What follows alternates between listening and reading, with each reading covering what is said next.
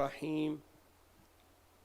الحمد لله الذي لا يبلغ مدحته القائلون ولا يحصي نعماءه العادون ولا يعدي حقه المجتهدون، الذي ليس لصفته حد محدود ولا نعت موجود ولا وقت معدود ولا أجل ممدود، فطر الخلائق بقدرته ونشر رياها برحمته ووتد بصخور ميادان أرضه. الصلاة والسلام وتحية والإكرام على أشرف الأنبياء والمرسلين، حبيب إله العالمين، سيدنا ونبينا وحبيب قلوبنا وطبيب نفوسنا والشفيع ذنوبنا ومولانا مولى ثقلين جد الحسن والحسين أبي القاسم مصطفى محمد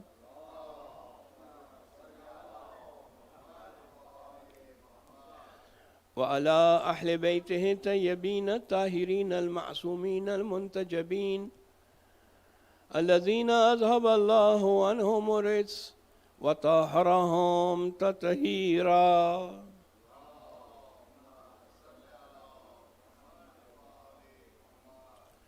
ولعنة الدائمة على أعدائهم ومنكري فضائلهم وغاصبي حقوقهم من الآن إلى قيام يوم الدين. أما بعد، رب اشرح لي صدري ويسر لي أمري واحلل عقدة من لساني يفقهوا قولي، آمين يا رب العالمين. قال الإمام الحسين عليه الصلاة والسلام: أيها الناس، إن رسول الله صلى الله عليه وآله قال: من رأى سلطانا جائرا مستحلا لحرم الله ناكثا لعهد الله مخالفا لسنة رسول الله يعمل في عباد الله بالإثم والعدوان فلم يغير عليه بفعل ولا قول، كان حقا على الله أن يدخله مدخلا. صدق مولانا ومقتدانا الإمام الحسين عليه الصلاة والسلام. صلوات.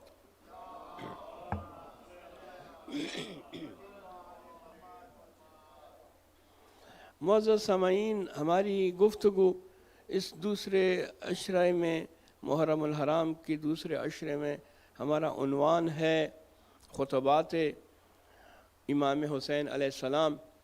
اور جس طرح گزشتہ مجالس میں آپ کی خدمت میں عرض کیا تھا کہ ان خطبات سے ہم امام حسین علیہ السلام کا وہ مقصد کہ جو صحیح مقصد ہے وہ واضح ہو جاتا ہے، اور ہمیں امام علیہ السلام کے کلام کو سننے اور سمجھنے کی توفیق بھی نصیب ہوتی ہے.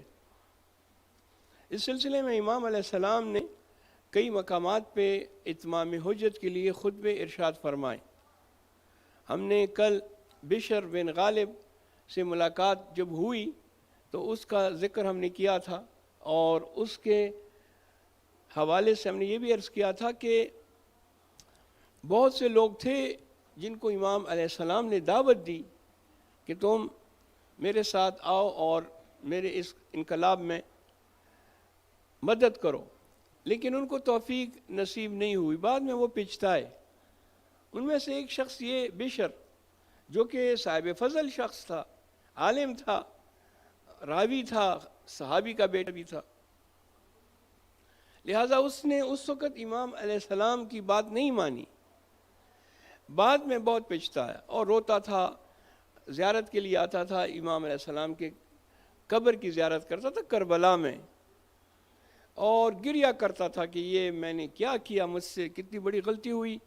میں نے امام علیہ السلام کو دیکھا کہ آپ عراق کی طرف جا رہے ہیں اور میں بھی اسی راستے سے مکی کی طرف جا رہا تھا. اے کاش میں اپنا ارادہ بدل دیتا، فروعات کی جگہ میں اصول کی طرف چلا جاتا، جو کہ امام علی مقام اصل دین ہے، کیونکہ آپ امام ہیں۔ اسی طرح بہت سے اور لوگ بھی تھے جو بعد میں بہت پچھتائے اور انہوں نے توبہ کی۔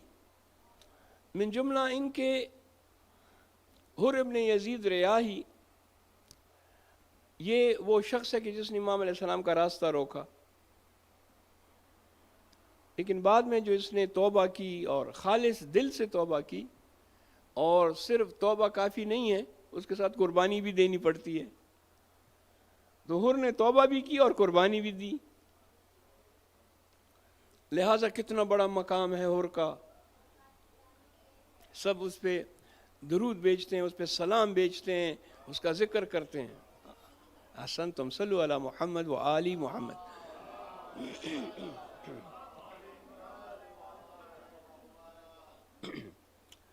آج کا جو ہمارا خطبہ ہے وہ حر کے ساتھ متعلق ہے۔ اگرچہ امام علیہ السلام نے بہت سے مقامات پہ، اور کل ہم نے اشارہ کیا تھا ان منازل کا کہ جس کو طے کرتے ہوئے امام علیہ السلام کربلا پہنچے تھے۔ جغرافی کے لحاظ سے اچھی بات ہے اگر انسان کو معلوم ہو یہ کون سی منزلیں ہیں اور کتنی صعوبتوں سے گزر کر امام علیہ السلام اپنے قافلے کے ساتھ کربلا پہنچے۔ ایک مقام ہے اسی منازل میں جس کو کہتے ہیں منزل بیضاء۔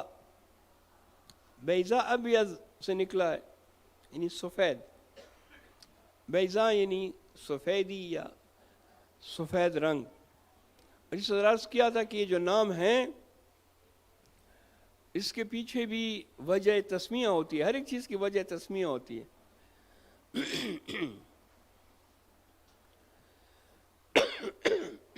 ایک مرتبہ درود بھیجیے گا محمد علی محمد۔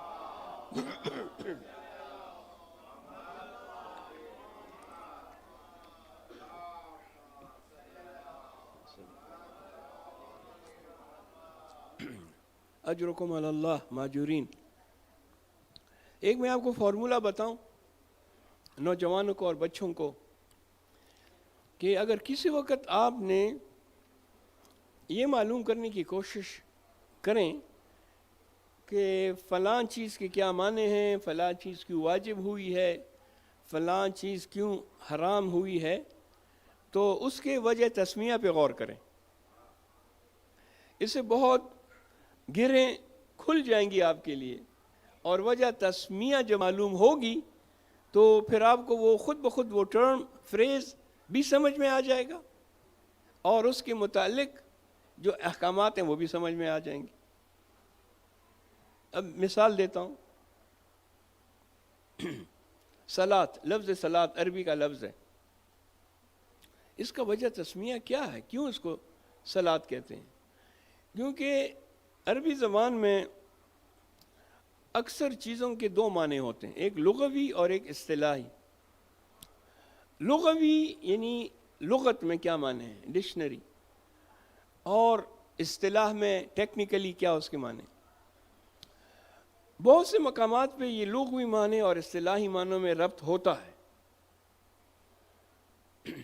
صلاۃ لغوی معنی ہیں دعا کے، اصطلاحی معنی ہیں نیت، تکبیرۃ الاحرام، رکوع، سجود، تشہد، سلام۔ اصطلاح میں صلاۃ اسی کو کہتے ہیں، لیکن ویسے نام ہے دعا۔ تو اگر دیکھا جائے تو نماز بھی جو ہم پڑھتے ہیں، رکوع اور سجود، وہ بھی دعا ہی تو ہے، اس میں بھی ہم دعا مانگتے ہیں۔ صوم لغوی معنی ہے اپنے آپ کو بچانا، اصطلاح میں ان 9 چیزوں سے 10 چیزوں سے جو حرام ہے اپنے آپ کو بچانا۔ اگر آپ نے محرمات صوم سے اپنے آپ کو بچا لیا تو آپ نے روزہ رکھا۔ زکوٰۃ، زکوٰۃ کہتے ہیں صفائی کو، کسی چیز کی کو تزکیہ کرنا، اس کو صاف کرنا۔ اگر آپ زکوٰۃ اپنے نفس اگر آپ تزکیہ نفس کرتے ہیں یعنی نفس کی صفائی، اور اگر مال کی کرتے ہیں تو مال کی صفائی۔ اب جب مال کی صفائی جب آپ 2.5% دے دیں گے آپ کا مال صاف ہو جائے گا، اس سے آپ کی روح بھی صاف ہو جائے گی، کیونکہ اطمینان ہوتا ہے کہ میں نے جو مجھ پر فرض تھا وہ میں نے ادا کر دیا۔ تو اسی طرح جو باقی نام ہیں ان سب کے پیچھے وجہ تسمیہ کو جب آپ دیکھیں گے تو آپ کو پتہ چلے گا۔ مکہ کو کہتے ہیں مکہ، اس کے بڑے نام ہیں، بکہ بھی کہتے ہیں، مکہ بھی کہتے ہیں، ام القریٰ بھی کہتے ہیں۔ مکہ یعنی وہ جگہ جہاں زیادہ رش ہو، بکہ رش والی جگہ۔ تو کوئی ایسا موقع ہے کہ خانہ کعبہ کے ارد گرد رش نہ ہو؟ آج کی بات نہیں کر رہا، اس زمانے میں جب لوگ جاہلیت میں حج کرتے تھے، اپنے طریقے سے طواف کرتے تھے، وہ طواف کرنا جو ہے وہ مکہ کے ارد گرد اسی لیے تھا کیونکہ وہاں بہت رش ہو جاتا تھا طواف کی وجہ سے۔ اب یہ جگہ ہے بیضا، اس کی وجہ تسمیہ یہ ہو سکتی ہے کہ وہاں کچھ ایسے رنگ ہوں پہاڑوں کے یا پتھروں کے کہ جو سفید ہوں، واللہ عالم، میں 100% شیورٹی کے ساتھ نہیں کہہ سکتا۔ لیکن اس مقام پہ جب امام علی مقام پہنچے ہیں تو ہر کا لشکر بھی آ گیا، اور ہر کے ساتھ 1000 سپاہی تھے۔ آتے ساتھ ہی اس نے کہا کہ مجھے یہ حکم ملا ہے کہ آپ کو آپ کی مرضی کے مطابق سفر نہ کرنے دوں، بلکہ آپ کو میں عبید اللہ ابن زیاد کوفے میں رہتے وہاں لے کر جاؤں۔ امام علیہ السلام نے پہلے تو اس کو آفر کیا کہ تم پانی پی لو، اس کو بھی پلایا، اس کے گھوڑوں کو بھی پلایا، کیونکہ وہ سفر سے آ رہا تھا اور جلدی میں آ رہا تھا۔ اس کے بعد امام علیہ السلام نے اسے کہا کہ نماز کا وقت ہے، تم اپنے اصحاب کے ساتھ نماز پڑھو گے یا ہمارے ساتھ پڑھو گے؟ کہا نہیں، ہم آپ کے ساتھ پڑھیں گے۔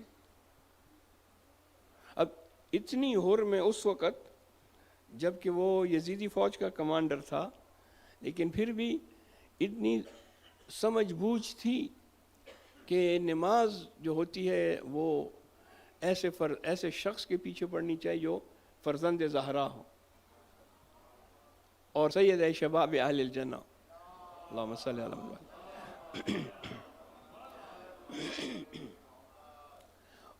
اس نے اور اس کے اصحاب نے امام علیہ السلام کے ساتھ نماز جماعت پڑھی۔ اس کے بعد اس نے بدتمیزی کی اور امام علیہ السلام کا جو گھوڑا تھا اس کی لگام پر ہاتھ ڈالا کہ آپ اپنی مرضی سے کہیں نہیں جا سکتے، بلکہ آپ ہماری مرضی کے تابع ہیں۔ تو وہاں امام کا ایک جملہ ہے، کہا کہ سکلت کا امو کا، تمہاری ماں تمہارے اعضاء میں تمہارے غم میں بیٹھے، تمہاری یہ جرت کہ تم میرے گھوڑے کے لگام پر ہاتھ ڈال کے اس قسم کی بات کرو۔ خیر، ہر نے اس وقت کہا کہ آپ نے جو مجھے بددعا دی ہے میں آپ کو یہ بددعا نہیں دے سکتا، کیونکہ میں جانتا ہوں کہ آپ حضرت زہرا بنت رسول اللہ صلی اللہ علیہ وآلہ وسلم آپ اس کے فرزند ہیں، اور آپ کی والدہ کا جو مقام ہے خاتون جنت، تمام خواتین کی سردار، لہٰذا میں آپ کو یہ نہیں کہہ سکتا۔ اگر کوئی اور کہتا مجھے تو پھر میں اس کو جواب دیتا، مگر آپ کو میں جواب نہیں دے سکتا۔ یہاں پہ امام علیہ السلام نے خطبہ دیا اور لشکر ہر کو اور اپنے اصحاب کو مخاطب کر کے، دونوں کے لیے خطبہ ہے، جس میں امام علیہ السلام نے پھر اپنے مقصد کو واضح کیا۔ جتنی بھی خطبے ہیں امام علیہ السلام کے، آپ اگر غور کریں تو وہ موضوع کے اعتبار سے سب کا ٹاپک ایک ہی ہے کہ ظالم کی اطاعت نہیں ہو سکتی، ظالم کی بیعت کرنا درست نہیں ہے، انسان کو چاہیے کہ وہ شیر کی طرح زندگی گزارے، اور یہ دنیا کی لالچ، خوف، ہراس، یہ چیزیں ایک جوان مرد کے لیے زیب نہیں دیتی۔ تو یہ بھی اسی میں بھی امام علیہ السلام نے اسی مقصد کو بیان فرمایا۔ آپ نے پہلے حمد خداوند متعال کی، اس کے بعد آپ نے درود و سلام بھیجا اور کہا کہ ایھا الناس، اے لوگوں،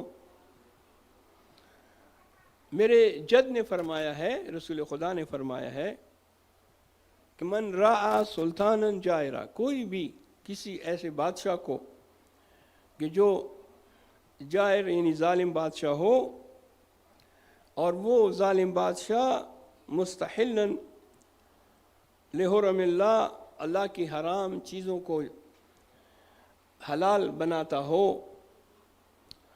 ناقصا لعہد اللہ، اللہ نے جو وعدے ہم سے لیے ہیں اس کی پرواہ نہ کرتا ہو، وعدہ خلافی کرتا ہو، اور مخالفا لسنت رسول اللہ، رسول خدا کی سنت کی مخالفت کرتا ہو، یعمل فی عباد اللہ بالاسم والعدوان، لوگوں کے درمیان ظلم کرتا ہو، انصاف نہ کرتا ہو، لوگوں کے درمیان جو حق ہے لوگوں کا وہ لوگوں کو نہ دیتا ہو،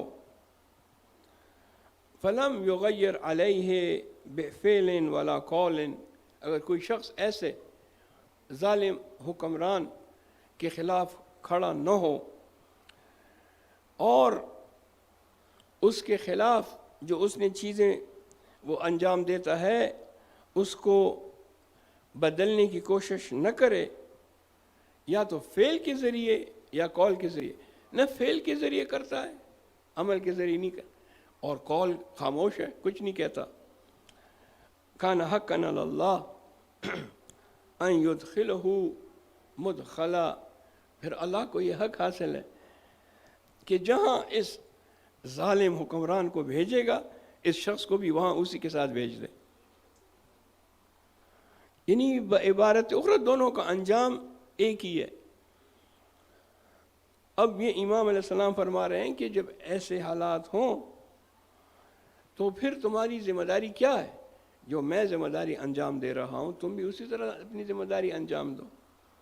فرماتے ہیں کہ اللہ وَإِنَّ هَؤُلَاءِ قَدْ لَزِمُوا طاعَةَ الشَّيْطَانِ، یہ جو لوگ ہیں عبید اللہ ابن زیاد اور یزید، یہ شیطان کی اطاعت کرتے ہیں، وَتَرَكُوا طاعت الرحمن، اللہ کی اطاعت انہوں نے ترک کر دی ہے، نکل گئے ہیں،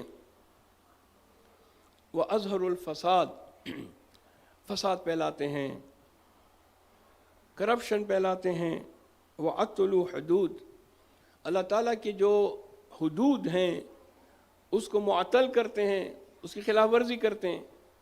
اللہ تعالیٰ نے کچھ حدود مقرر فرمائے ہیں، تلک حدود اللہ، وَأَحَلُّوا حرام اللہ، یہ جو پارٹی ہے یزید والی اور یزید کے کارندے، یہ اللہ تعالیٰ کے حرام کردہ چیزوں کو حلال کرتے ہیں۔ جس طرح اللہ تعالیٰ نے ایک بے گناہ شخص کے قتل کو حرام قرار دیا ہے، لیکن یہ اور اس کا باپ اپنی حکومت کی خاطر کتنے لوگوں کا انہوں نے بے گناہ لوگوں کا خون بہایا، کتنے اصحاب امیر المومنین کو انہوں نے شہید کیا۔ تو اگر ایسا ہے کہ حلال خدا کو یہ حرام بناتے ہیں، وَحَرَّمُوا حَلَالَهُ، اللہ تعالیٰ کی حرام کردہ چیزوں کو حلال، حلال چیزوں کو حرام، وَأَنَا حَقٌّ مِّن غَيْرٍ، تو میں تو فرزند رسول ہوں، مجھے یہ باقی لوگوں سے زیادہ حق حاصل ہے کہ میں ان کی خلاف ورزی کروں اور ان کے مقابلے میں کھڑا ہو جاؤں۔ وَأَنَا أَحَقُّ مِّن غَيْرٍ قد آتتنی کتبکم، کیا تم لوگوں نے مجھے خطوط نہیں لکھے اور مجھے خطوں کے ذریعے، مکتوبات کے ذریعے نہیں بلایا اپنی طرف، عراق کی طرف؟ وقدمت علیہ رسولکم ببیعتکم، کیا تم نے اپنے قاصدوں کو نہیں بھیجا میری طرف کہ میری بیعت کرو؟ تم نے خطوط بھی لکھے، قاصد بھی، ایمبیسڈرز بھی روانہ کیے میری طرف کہ میری بیعت ہو، اور تم نے یہ بھی کہا کہ تم میری بات مانو گے اور مجھے دھوکہ نہیں دو گے، یہ بھی تم نے خطوط میں لکھا ہے اور تم نے اس کا اقرار بھی کیا ہے۔ لقد فعلتموها، جس طرح تم نے دھوکہ دیا بے ابی، میرے والد کو، و اخی، میرے بھائی کو، وابن عمی، اور میرے چچازاد بھائی کو جو کہ مسلم ابن عقیل ہے، تم نے ان کے ساتھ بھی وعدے کیے لیکن پھر وعدوں کو پورا نہیں کیا۔ حضرت امیر المومنین ان کو پکارتے تھے کہ چلو حاکم شام کے خلاف، وہ باغی ہے، طاغی ہے، طاغوت ہے، اس کے خلاف جہاد کرتے ہیں۔ کہتے تھے یا امیر المومنین ابھی تو گرمی ہے، کبھی گرمی کا بہانہ، کبھی سردی کا بہانہ، کبھی کیا کبھی کیا۔ حضرت امام نے فرمایا بِأَيِّ إِمَامٍ بَعْدِي تُقَاتِلُونَ، میرے بعد ایسا کون سا امام ہے کہ جس کے ساتھ مل کے تم خدا کے دشمنوں کے ساتھ جہاد کرو گے؟ میں تمہارا امام ہوں، سب سے اچھا امام میں ہوں۔ میرے بعد کون سا ایسا امام ہوگا جو مجھ سے بہتر ہوگا اور تم اسی کا انتظار کرو کہ ہم اس کے ساتھ مل کے جہاد کریں گے اور آپ کے ساتھ نہیں۔ بِأَيِّ إِمَامٍ بَعْدِي تُقَاتِلُونَ، لیکن یہ سب بہانے تھے۔ حضرت امیر المومنین علیہ السلام بھی جانتے تھے، اپنے اصحاب کو بھی جانتے تھے، اور اپنے اصحاب کی یہ بھی جانتے تھے کہ ان میں بعض تو بہت بابصیرت اصحاب تھے، لیکن بعض ایسے تھے جن میں بصیرت نہیں تھی۔ بصیرت، حق اور باطل کے درمیان پہچان کو بصیرت کہتے ہیں۔ وہ لوگ کہ جو خوارج کہلائے، آپ دیکھیں خوارج کا کیا مسئلہ تھا۔ خوارج سب سے زیادہ نمازیں پڑھنے والے تھے، سب سے زیادہ رکوع اور سجود، قرآن کی تلاوت کبھی مس نہیں کرتے تھے، اور احکام الہی کو سمجھ، ایک چھوٹی سی مثال، اس کو بھی مثال کے طور پہ مچھر نے آ کے مجھے کاٹا ہے اور میں نے اس کو مارا، تو اب یہ جو خون میرے بدن پہ یا کپڑوں پہ لگا ہوا ہے اس کا کیا کروں؟ یہ حلال ہے، یہ پاک ہے، پاک نہیں ہے، طہارت کیسے کروں؟ اتنے چھوٹے چھوٹے مسائل بھی یہ لوگ جاننا چاہتے تھے اور سوال کرتے تھے، لیکن اتنا بڑا مسئلہ ان کو معلوم نہیں ہوا کہ حق کس طرف ہے۔ یا علی، اور امیر المومنین کے خلاف کھڑے ہوئے، امیر المومنین کو سمجھا رہے ہیں، نہیں ہم نے تو قرآن سے فیصلہ کرنا ہے۔ امیر المومنین فرماتے ہیں وہ تو قرآن صامت ہے، میں تو قرآن ناطق ہوں، میں تو بولتا قرآن ہوں، میری بات سنو۔ کہا نہیں، وہ جو قرآن جو نیزوں پہ اٹھایا گیا ہے اسی قرآن میں کو ہم نے اسی کے مطابق فیصلہ کرنا ہے۔ اچھا بتاؤ قرآن میں کیا ہے؟ قرآن میں کہتے ہیں کہ لا حکم الا للہ، قرآن کہتا ہے کہ کوئی حکم نہیں ہے سوائے اللہ کے حکم کے، بس ہم چاہتے ہیں کہ اللہ کے حکم کے مطابق زندگی گزاریں، جہاد کریں۔ امام نے فرمایا کہ کلمۃ الحق یراد بہ الباطل، یہ جو کلمہ ہے لا حکم الا للہ، یہ کلمہ حق ہے، ایسا ہی ہے کہ کوئی حکم نہیں ہے سوائے اللہ کے حکم کے، مگر تم جو معنی اس سے لے رہے ہو وہ معنی غلط ہے، جو تم ارادہ اس سے لے رہے ہو وہ باطل ہے، اس کو ٹھیک کرو۔ اس کے بعد فرماتے ہیں کہ میرے بھائی کے ساتھ بھی تم لوگوں نے ایسا کیا۔ امام علیہ السلام کہتے ہیں چلو حاکم شام کے ساتھ ہم جنگ کریں، تو کچھ لوگوں نے رشوت لے لی، اپنے کزن نے رشوت لے کے سائڈ پہ ہو گیا، کچھ لوگوں نے کہا کہ نہیں ہم تھک گئے ہیں اب دوبارہ نہیں. امام نے کئی مرتبہ کہا, فرماتے ہیں کہ میں نخیلہ جا رہا ہوں, چاونی ہے وہ, آپ لوگ ادھر آ کر جمع ہو جاؤ تاکہ ہم شام کی طرف چلیں. کوئی نہیں آیا, امام اکیلے, حتیٰ کہ اس حد تک کہ امام علیہ السلام پر حملہ کیا, اور امام مجتبی علیہ السلام کو اتنا زخمی کیا, اور وہ گھاؤ زخم اتنا گہرا تھا کہ امام علیہ السلام کو کئی دن آرام کرنا پڑا تھا کہ وہ زخم ٹھیک ہو جائے. ہڈی تک تلوار کا جو وار تھا وہ ہڈی تک پہنچ گیا تھا. یہ دھوکہ ہے جو امام حسن کے ساتھ ہوا بے شمار. اور اس کے بعد فرماتے ہیں کہ میرے ابن عم مسلم کے ساتھ بھی تم لوگوں نے دھوکہ کیا. دیکھیں 18,000 لوگوں نے بیعت کی امام حسین علیہ السلام کی مسلم ابن عقیل کے ہاتھ پر, اور اس کے بعد پورا کوفہ 18,000 لوگ بہت ہوتے ہیں, بیعت کی کہ ہاں امام حسین آئے, وہ ہمارے امام ہیں, اس کی بیعت کرتے ہیں, وہ جو کہیں گے ہم ایسا ہی کریں گے. لیکن بعض لوگ اتنے خبیث ہوتے ہیں, اب میں ممبر سے کیا لفظ استعمال کروں, بڑا سا بڑا لفظ بھی اگر انسان استعمال کرے وہ عبید اللہ ابن زیاد کے لیے چھوٹا ہے.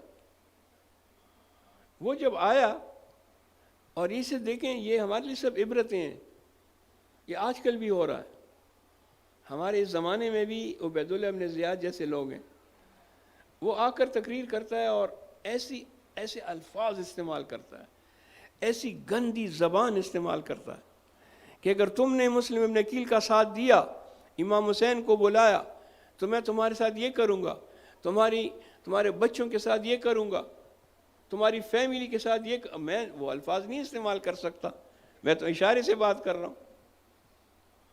لیکن وہ اتنا خبیث شخص تھا کہ اس نے ایسی دھمکیاں دی, لوگ ڈر گئے. اس کے بعد اس خبیث نے کیا کیا, ان کی عورتوں کو بلایا اور ان کی عورتوں سے کہا کہ اگر تمہارے شوہروں نے, تمہارے شوہر خاوند اگر انہوں نے مسلم کا ساتھ دیا, امام حسین کا ساتھ دیا, تو پھر ان کا جو حال ہوگا وہ تم ساری زندگی نہیں بھول سکتی, اور تمہارا بھی وہی حال کروں گا. بیویوں کو الگ دھمکیاں, شوہروں کو الگ دھمکیاں, بچوں کو الگ دھمکیاں. اب اس کا خون, چونکہ یہ ایک نجس شخص تھا اور اس کی جو پیدائش تھی وہ بھی صحیح پیدائش نہیں تھی, لہٰذا اس سے بعید نہیں تھا کہ جو وہ کہہ رہا ہے اس پہ عمل کرے گا. لہٰذا لوگ ڈر گئے, بیعت ختم کی, بیعت اٹھائی. اب امام کہہ رہے ہیں کہ تم نے جب بیعت کی تھی تو پھر تمہیں ڈرنا نہیں چاہیے تھا. بعض لوگ نہیں ڈرے, ہانی نہیں ڈرا, اور ہانی کو اس نے شہید کر دی. ہانی ابن عروہ دیکھیں, اس میں زیارت نامے میں اس پہ سلام ہے, الگ سے اس کا حرم ہے, بڑی شخصیت ہے. ہانی کو ہمیشہ اس پہ سلام بھیجا کریں. ہانی ابن عروہ قبیلے کا سردار تھا, اور ایسا چھوٹا موٹا سردار نہیں تھا, کافی بڑا قبیلہ تھا اس کا, کئی ہزار لوگ تھے, یہ کئی ہزار لوگوں کا سردار تھا, اور کافی ایجڈ بھی تھا, یعنی 80 سال یا 80 سال سے بھی زیادہ. لیکن جرت دیکھیں, اس پیر مرد کی جرت دیکھیں, اور اس کو شہید کیا. قیس ابن مسہر امام علیہ السلام کا خط لے کر آیا, اس کو پکڑا اس نے, اور اس سے کہا کہ یہ بتاؤ اس خط میں کیا ہے. تو اس نے فوراً خط ضائع کر دیا, کہا کہ نہیں. کہا اچھا ایک شرط پہ تمہیں پھر بھی چھوڑ دیں گے, اگرچہ تم نے وہ خط ضائع کر دی, وہ یہ کہ تم ان کو, اہل البیت کو, امام کو, نعوذ باللہ معاذ اللہ, خاک بر دہنم, ان کو برا بھلا کہو, پھر ہم تم کو چھوڑ دیں گے. کہا اچھا ٹھیک ہے, میں سوچتا ہوں. وہ آیا, ممبر پہ کھڑا ہوا, اور برا بھلا کہنے کی بجائے اس نے تعریفیں شروع کر دی. دونوں فوراً اس کو پکڑ لیا, پھر اس کو شہید کر دیا. تو ایسے ایسے لوگ بھی تھے. امام علیہ السلام فرماتے ہیں کہ جو تم نے کیا وہ مجھے معلوم ہے، لہذا میں پھر بھی تم نے خطوط لکھے، میں ان خطوط کا جواب. یہ امام نے اتمام حجت کیا حر کو، اور شاید اسی عزیزان گرامی اسی خطبے کا اثر ہے کہ بعد میں حر کو ریئلائز ہوا کہ وہ غلطی پہ ہے، غلط کیا، اور اس نے توبہ کر کے جنت کا راستہ ڈھونڈ لیا.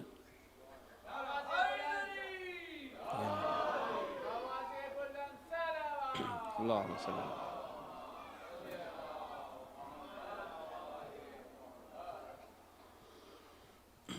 ایک اور سورس ہے امام علیہ السلام کے قیام کو سمجھنے کے لیے، وہ ہیں زیارات.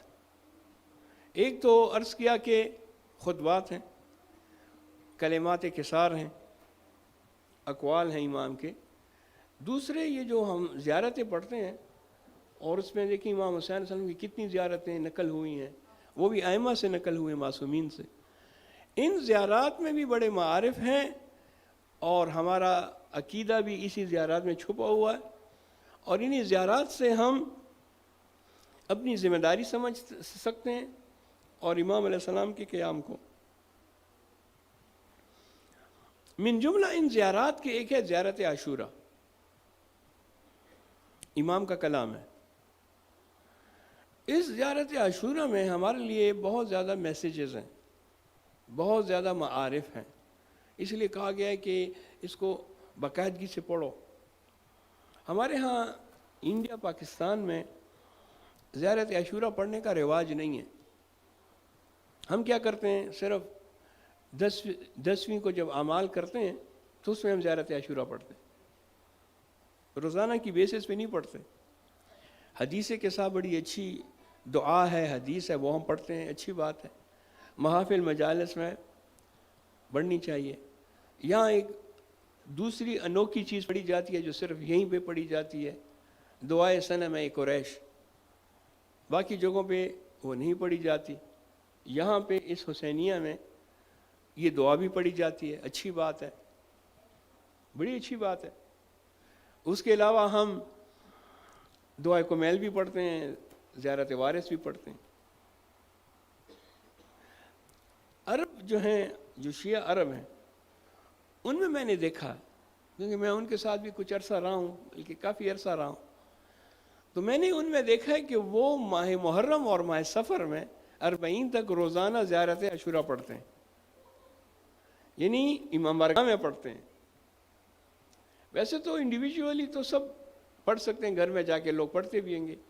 میں سینٹر کے حوالے سے، مرکز اور امام بارگاہ کے حوالے سے کہہ رہا ہوں کہ، اور یہ بڑی اچھی بات ہے اگر ہم اس کو کر لیں، بہت بہتر ہے. ہم زیارت عاشورہ کو، احادیث میں ہے کہ جو زیارت عاشورہ پڑھتا ہے اس کے بڑے فائدے ہیں، اس کی دعا قبول ہوتی ہے.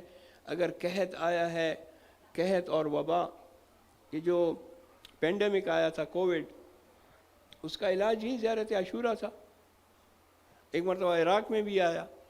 اچھا، عراق میں ایک شہر ہے سامرہ، آپ لوگوں نے زیارت کی ہے، وہاں مکس کمیونٹی ہے، مومن بھی ہیں غیر مومن بھی ہیں، دونوں رہتے ہیں. تو ایک مرتبہ وہاں جب قحط سالی آئی اور ہنگر، سٹارویشن، فیمن، تو لوگ گئے وہاں کے جو اس وقت مرجع تھے مرزا شیرازی، کہا ہم کیا کریں. آپ نے کہا کہ یہ جو مصیبت آئی ہے، وبا آئی تھی، پلیگ، اور لوگ مر رہے تھے جس طرح ہیضہ ہوتا ہے، لوگ دھڑا دھڑ مر رہے ہیں. اس نے کہا کہ اگر تمہیں اس کا مقابلہ کرنا ہے تو زیارت عاشورہ پڑھو. جو مومن تھے وہ تو سمجھتے تھے کہ یہ بہت اچھی زیارت ہے، لہٰذا انہوں نے زیارت عاشورہ پڑھنا شروع کیا. زیارت عاشورہ جب انہوں نے پڑھنی شروع کی تو اموات میں کمی آ گئی. جو غیر مومن تھے ان کو تو یقین نہیں تھا زیارت عاشورہ پہ کہ زیارت عاشورہ کیا کر لے. ان کی اموات اسی طرح جاری تھیں اور مومنین کی اموات بند ہو گئیں.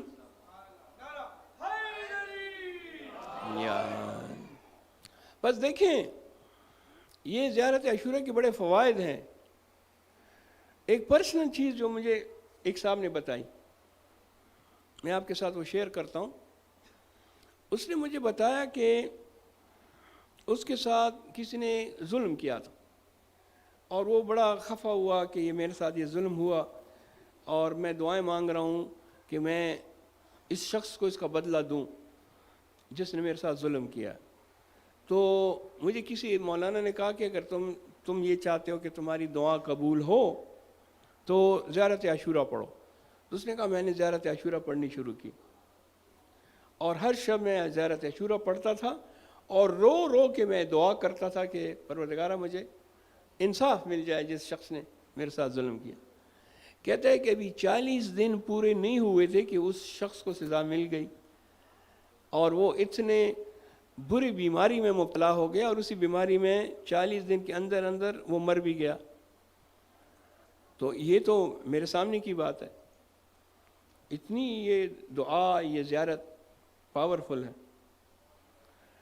ہمیں ان زیارات سے جو میسج لینا ہے نا، جو سمجھنا ہے، ایک زیارت نہیں بہت سی زیارات ہیں۔ اگر ہم زیارت وارثہ پڑھتے ہیں تو ہم اس میں یہ اپنا عقیدے کا اعلان کرتے ہیں کہ امام حسین وارث انبیاء ہیں،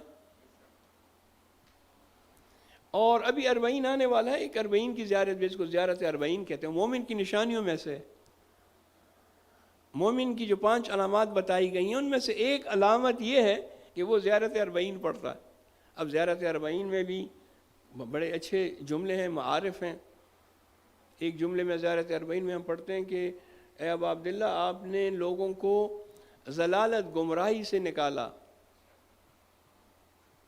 اسی طرح ہمارے پاس جو زیارت ہے جو بہت کم پڑھی جاتی ہے وہ زیارت جامعہ، زیارت جامعہ کبیرہ، یہ 10ویں امام کی زیارت ہے۔ اس میں جو امامت کے معارف اور امامت کا جو ایک کورس ہے وہ بیان کیا امام علیہ السلام نے، وہ بہت ہی سمجھنے والا، اس پہ عمل کرنے والا۔ تو ان زیارات میں ایک جملہ ہے، پتہ نہیں یہ زیارت اربعین میں ہے یا زیارت جامعہ کبیرہ میں ہے، کہ اہل البیت کو مخاطب کر کے کہ آپ لوگ تو وہ ہیں، امام حسین تو وہ ہیں کہ جس کے پاس میراث انبیاء ہیں۔ اب میں دعویٰ کرتا ہوں کہ فلاں شخص سے مجھے ارث ملا ہے کیونکہ وہ میرا والد ہے یا میرا جد ہے، تو اگر مجھے اس کا ارث ملتا ہے تو یہ بذات خود ثابت کرتا ہے کہ میں اس کی اولاد سے ہوں۔ آپ یہ دیکھیں کہ جو انبیاء، رسول خدا کا میراث وہ کس کے پاس ہے؟ رسول خدا کی تلوار کس کے پاس ہے؟ رسول خدا کا امامہ کس کے پاس ہے؟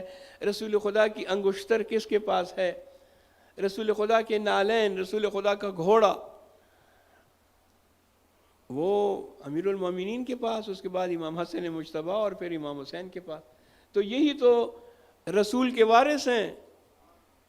میراث الانبیاء سے ہی تو ثابت ہے کہ یہ حضرات ہی وارث نبی ہیں و وارث رسول خدا ہیں۔ زیارت عاشورہ کے سلسلے میں 2 چیزیں عرض کرتا ہوں آپ کی خدمت میں۔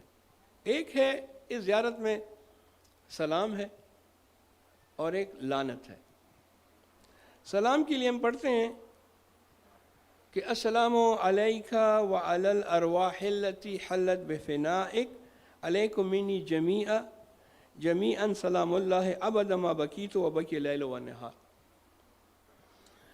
اے ابا عبداللہ، آپ پر سلام اور وہ ارواح جو آپ کے ساتھ دفن ہیں، ان باقی شہداء کربلا، ان پہ سلام۔ آپ سب پہ سلام، اور یہ سلام ایسا ہے جب تک زمین اور آسمان باقی ہیں آپ پہ میرا سلام جاری رہے۔ کتنے خوبصورت الفاظ ہیں۔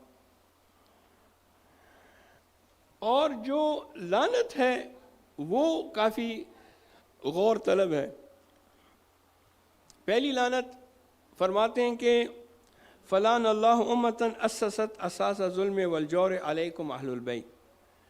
ان لوگوں پہ لعنت کہ جس نے اس ظلم کی بنیاد رکھی، جو بنیاد گزار ہیں، ظلم کے بنیاد گزاروں پہ لعنت۔ اور اس کے بعد دوسری لعنت کیا ہے؟ وَلَعْنَةُ اللَّهِ أُمَّةً دفعتکم عن مقامکم، ان لوگوں پہ لعنت کہ جنہوں نے جو آپ کا مقام ہے وہ مقام آپ کو نہیں دیا. وَأَزَالَتْكُمْ عَنْ مَرَاتِبِكُمُ الَّتِي رَتَبَكُمُ اللَّهُ فِيهِ، اور جو رتبہ اللہ نے آپ کو دیا ان لوگوں نے وہ رتبہ امام کو نہیں دیا، لہٰذا ان پہ بھی لعنت. جنہوں نے امام کے مقام کو نہیں سمجھا ان پہ لعنت، اور جنہوں نے امام علیہ السلام کی رتبے کو گٹھایا ان پہ لعنت. بے شمار.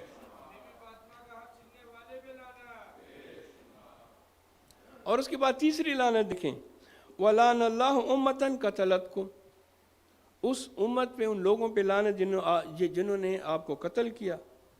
وَلَعَنَ اللَّهُ الْمُمَحِّدِينَ لَهُمْ بِالتَّمْكِينِ مِنْ قِتَالِكُمْ، اور ان لوگوں پہ بھی لعنت کہ جنہوں نے آپ کے قتل کرنے میں ان کی اطاعت کی اور ان کو سہولت پہنچائی. یہ ہمارے ہاں جو لفظ استعمال ہوتا ہے نا، پاکستان میں زیادہ استعمال ہوتا ہے، سہولت کار. ایک دہشت گرد ہوتا ہے، ایک اس کا سہولت کار ہوتا ہے. اگر وہ سہولت کار نہ ہو تو وہ اس قسم کی دہشت گردی نہیں کر سکتا. تو یہاں سے جو لعنت بھیجی جا رہی ہے وہ قاتل پہ بھی بھیجی جا رہی ہے اور وہ سہولت کار پہ بھی بھیجی جا رہی ہے. کیونکہ سہولت کار وہ ہوتا ہے کہ جو اس کے لیے زمینہ سازی کرتا ہے، زمینہ فراہم کرتا ہے. ایک ظلم کے لیے زمینہ سازی کرنا سہولت کار کا کام ہے، لہذا اس پہ بھی لعنت. بعض لوگ کہتے ہیں کہ یہ لعنت وغیرہ کا سلسلہ نہیں ہونا چاہیے. بے شمار بے شمار بے شمار.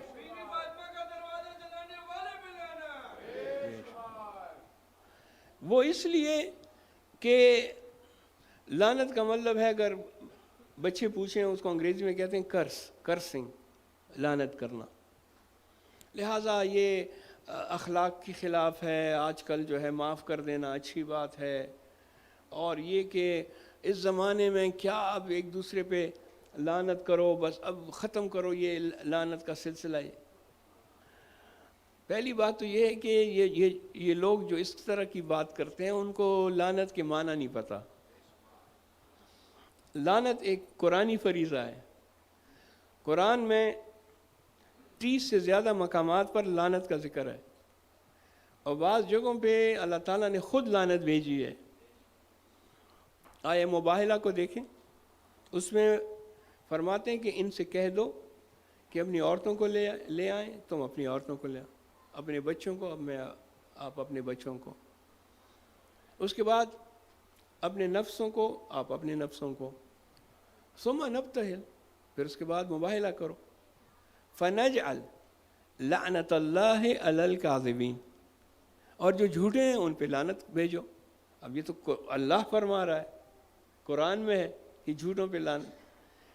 جس نے رسول کو اذیت دی اس پہ لعنت بھیجی گئی ہے. ظالمین پہ لعنت ہے، شیطان پہ لعنت بھیجی گئی ہے. لہٰذا یہ لوگ جو کہہ رہے ہیں کہ لعنت اب اس زمانے میں نہیں ہونی چاہیے، وہ یہ سمجھتے ہیں کہ یہ لعنت گالی ہے. دو چیزوں کو مکس کر دی ہے، لیکن اس کو مکس نہ کریں. گالی کے لیے جو لفظ استعمال ہوا ہے عربی میں اس کو کہتے ہیں سب و شتم، یعنی گالی گلوچ، برے الفاظ استعمال کرنا. گالی الگ ہے، لعنت الگ ہے. لعنت دعا کو کہتے ہیں کہ بار الہ تو اس شخص پہ لعنت بھیج، یعنی اس سے اپنی رحمت دور کر دے، اس سے اپنی رحمت دور کر دے، یہ ہے لعنت کے معنی. لیکن ہاں سب و شتم ہمارے مذہب میں جائز نہیں ہے، اور ہم وہ نہیں کرتے اور کرنا بھی نہیں چاہیے. اور حضرت امیر المومنین نے منع کیے، لا تکونوا من السبابین، یہ گالی گلوچ والے لوگوں کے ساتھ اس طرح مت بنو، گالی گلوچ مت کیا کرو. صفین کی جنگ کے دوران کچھ لوگوں نے آ کر مخالفین کو برا بھلا کہا، برے الفاظ استعمال کیے، فرماتے ہیں کہ میں پسند نہیں کرتا کہ کوئی دشمن کے لیے بھی گالی گلوچ کرے، دشمن کے لیے بھی سب و شتم کرے۔ گالی الگ ہے، سب و شتم الگ ہے، اور یہ جو لعنت ہے یہ الگ ہے۔ چونکہ لفظ کے معنی ہمیں نہیں پتہ، لہذا بچے سوال کرتے ہیں کہ ہم کیوں لعنت کریں۔ ہو سکتا ہے کہ بعض لوگ یہ بھی کہتے ہیں کہ ہو سکتا ہے کہ اللہ تعالیٰ ان کو معاف کر دے۔ اس کی بھی چانسز ہیں کہ جو قاتل ہیں، بقول ان کے جو قاتل ہیں اور جنہوں نے ظلم کیا ہے، اگر وہ توبہ کر لیں تو اللہ تعالیٰ ان کو معاف کر دے، لہٰذا ہم کیوں لعنت کریں۔ اس کا سمپل جواب یہ ہے عزیزان گرامی کہ اگر اللہ تعالیٰ امام حسین کے قاتل کو معاف کر سکتا ہے تو لعنت بھیجنے والے کو تو بدرجہ اولیٰ معاف کر سکتا ہے۔ لہذا یہ جو لعنت ہے یہ ایک قرآنی عمل ہے، اس کو آپ انجام دے سکتے ہیں، یہ دعا ہے، اور اس سے یہ مراد ہے کہ اس سے اپنی رحمت کو دور کر دے۔ عزیزان گرامی، ایک چیز کی طرف آپ کی توجہ دلاؤں اور اپنے عرائض کو اختتام کی طرف لاؤں۔ کربلا میں امام حسین علیہ السلام کا ایک جملہ ہے جو کہ بڑا ہی تاریخی جملہ ہے، سنہری حروف سے لکھنے والا، اور آج کل کے جو نوجوان ہیں یا جو بھی انقلابی شخصیات ہیں ان کے لیے وہ ایک مشعل راہ ہے۔ وہ یہ کہ جب امام علیہ السلام زخمی ہو گئے اور آپ زین سے زمین پہ تشریف لائے کربلا کے میدان میں، اور اس وقت ظالم نے ایک زخم زبان دیا اور کہا کہ امام حسین علیہ السلام کے خیموں پہ حملہ کر دو۔ اب امام کے لیے یہ جملہ بڑا سخت تھا۔ کہتے ہیں کہ اس زخمی حالت میں بھی امام علیہ السلام نے اپنے گھٹنوں کے ذریعے، کوہنیوں کے ذریعے آپ اپنی جگہ سے بلند ہوئے اور ایک جملہ کہا۔ کیا جملہ؟ فرماتے ہیں کہ یا شیعۃ آل ابی سفیان ان لم لکم دینکم وانتم لا تخافون معاد فکونوا احرارا فی دنیاکم۔ اے ابو سفیان کے شیعوں، جس طرح کہ تمہارا دین نہیں ہے اور تم قیامت کے دن سے بھی نہیں ڈرتے، کم از کم اس دنیا میں غیرت کا مظاہرہ کرو۔ جب تک حسین زندہ ہے ان کی خیام کی طرف مد نگاہ کرو، خیام کی طرف نگاہ کرنا جائز نہیں ہے، ابھی حسین زندہ ہے۔ یہ جملہ اتنا قوی تھا کہ شمر نے اور عمر سعد نے دونوں نے کہا کہ ہاں حسین صحیح کہتا ہے۔ جب تک یہ زندہ ہے امام علیہ السلام کے حرم کی طرف نگاہ کرنا جائز نہیں ہے، درست نہیں ہے۔ یہاں پہ ایک نقطہ آپ کی خدمت میں عرض کرنا چاہتا ہوں۔ کہتے ہیں کہ امام حسین کو شیعوں نے قتل کیا۔ میں عرض کرتا ہوں کہ ہاں آدھا جملہ صحیح ہے، امام حسین کو شیعوں نے قتل کیا، مگر علی کے شیعوں نے نہیں، ابو سفیان کے شیعوں نے قتل کیا۔ اور وہ اس جملہ امام حسین کا اس کی تائید کر رہا ہے کہ یا شیعۃ آل ابی سفیان۔ کہتے ہیں کہ شیعہ کا لفظ تو ہے ہی نہیں اسلام میں، رسول نے استعمال کیا، یا علی انت و شیعتکم الفائزون، اے علی آپ اور آپ کے شیعہ کامیاب ہیں، یہ رسول کی حدیث ہے۔ امام حسین علیہ السلام نے بھی ابو سفیان کے دوستوں کے لیے لفظ شیعہ استعمال کیا، یا شیعۃ آل ابی سفیان، اے ابو سفیان کے آل کے دوستوں، آل کے شیعوں، اگر تمہارا دین نہیں ہے اور تم قیامت سے بھی نہیں ڈرتے، کم از کم اتنا تو کرو جو عربی غیرت ہے وہ تو تم میں ہونی چاہیے۔ کبھی میرے خیام کی طرف نظر نہ کرنا جب تک میں زندہ ہوں۔ بس عزیزان گرامی، آپ کی آوازیں بلند ہو رہی ہیں، مرثیے میں حضرت شہزادہ علی اصغر کا ذکر ہوا ہے، لہذا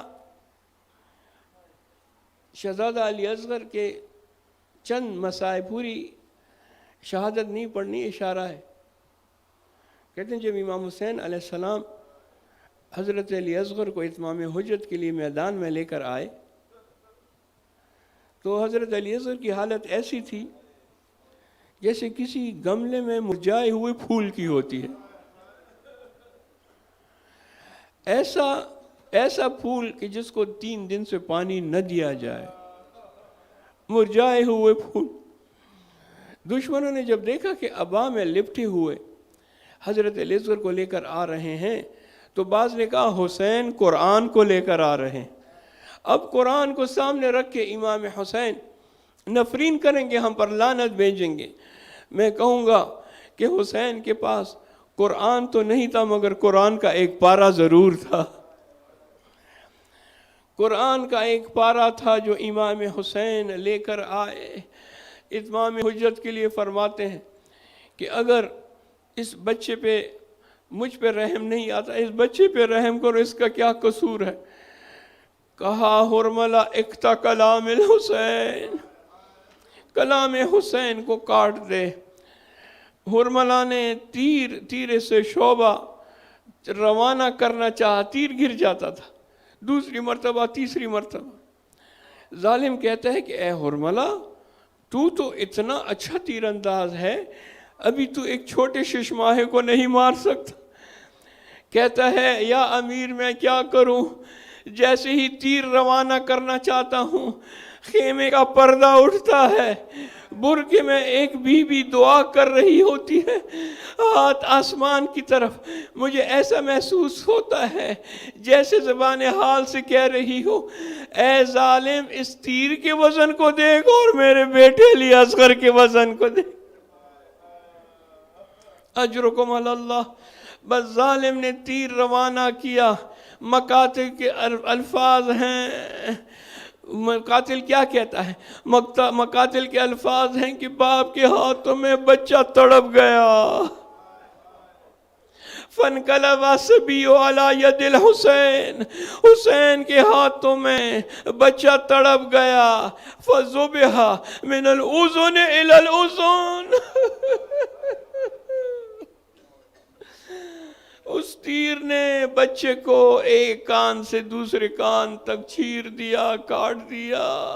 الفاظ بڑے سخت ہیں، لیکن چونکہ مقاتل میں استعمال ہوئے ہیں تو الفاظ استعمال کر رہا ہوں۔ بس حضرت علی اصغر علیہ السلام نے، بعض روایات کہتی ہیں کہ مسکرا کر اپنے بابا کی طرف دیکھا، جیسے پوچھ رہے ہوں بابا کیا میں نے اپنا فرض پورا کر لیا؟ امت کو بچا کر اصغر نے ہر ظلم ہنسی میں ٹال دیا، امت کو بچا کر اصغر نے ہر ظلم ہنسی میں ٹال دیا۔ اس ننھے سے دل کی دنیا میں اور اتنی گہری بات رہی۔ وہ گہری بات کیا تھی؟ گہری بات یہی تھی کہ اسلام کو بچانے کے لیے مجھے بھی اپنی قربانی دینی ہے۔ اجرکم علی اللہ، صرف ایک ایسا شہید ہے کہ جس کو امام حسین علیہ السلام نے دفن کیا ہے، باقی تمام شہداء زمین کربلا پہ بغیر کفن اور بغیر دفن کے ننھی سی قبر کھود کے، اصغر کو گاڑ کے، شبیر اکھڑے ہوئے دامن کو جاڑ کے، عصر عاشور ظالم کہتا ہے ایک سر کم ہے۔ معالی السبتین کی روایت ہے، مقاتل کی کتاب ہے، آیت اللہ قزوینی نے لکھی ہے معالی السبتین۔ جب تک حضرت علی اصغر کا سر نہیں ملے گا ہم یہاں سے کوچ نہیں کریں گے۔ بس ایک ظالم کہتے میں نے دیکھا حسین خیمے کی پشت پر گئے تھے، ظالموں نے زمین کربلا پہ نیزے مارنے شروع کیے، ایک نیزی کی انی پر ایک چھوٹا سا بدن، ظالم نے اپنا خنجر نکالا، بدن مبارک سے سر مقدس کو، اجرکم علی اللہ۔ بہن سکینہ دیکھ رہی ہے، بہن کر کے کہتی ہے ہائے میرا اصغر، سارے شہداء ایک مرتبہ مارے گئے، میرا اصغر 2 مرتبہ مارا گیا۔ الا لعنۃ اللہ علی القوم الظالمین وسيعلم الذين ظلموا على محمد أي منقلب ينقلبون۔ حضرت علی اصغر باب الحوائج ہیں، حاجات کا دروازہ ہیں، جو جس قسم کی حاجت رکھتا ہے پروردگار عالم سے حضرت علی اصغر کی توسط سے مانگے۔ بار الہ جن کے ہاں اولاد نہیں ہے تجھے واسطہ علی اصغر کا، ان کو اولاد نرینہ عطا فرما، جن کو اولاد عطا کی ہے ان کو اولاد صالح عنایت فرما، ان کی اولاد کو صالح فرما، فرما بردار اور نیک فرما، ہمارے بچوں کو حد کمال تک پہنچا۔ بار الہ جو پریشان حال ہیں ان کی پریشانیوں کو دور فرما، جو جس قسم کی نیک اور شرعی حاجت رکھتے ہیں ان کی حاجات کو پورا فرما۔ امام حسین علیہ السلام کے حرم کی زیارت نصیب فرما، آخرت میں امام حسین علیہ السلام کی شفاعت نصیب فرما۔ ماتم حسین